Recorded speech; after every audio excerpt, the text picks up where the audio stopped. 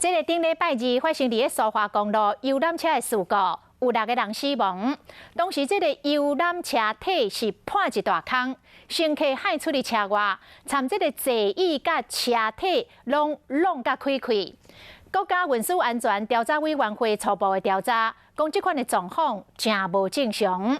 因为这个事故发生的同时，车速并不是真紧，安怎这个游览车会伤一个这么吃力的？交通部讲，即摆要分批来调回着游览车做全面的检测。游览车弄到山壁，车体后壁却弄一个大坑。当时乘客就是为这撇出去，真要看含椅啊拢规个歪高起错。驶游览车省油的司机，出院了后第一时间就去地检署复讯。要不要趁这个机会跟罹难者家属和重伤者家属讲什么吗？对于发生事故的原因，驶油的司机讲，当下答袂到，尾也都无去回应。不过运安会第一时间来现场调查，找证据，煞发现。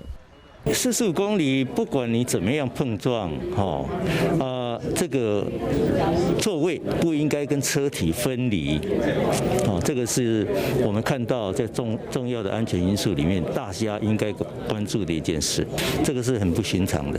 运安会初步判断，当时时速45公里无算紧，不过车弄架呢，恐惊不是单纯的单一事件，是游览车车体结构出现安全的问题。检测单位各位知道 VSCC 这方面可能需要有一些重点需要去调整。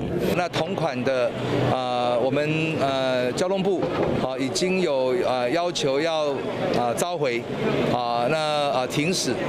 运安会嘛点名，所落来囡仔拢会参加毕业旅行，对未来新出厂的游览车相关规范一定要做调整。预计25号会发布安全通告，建议针对全台湾的游览车要做全面性检查。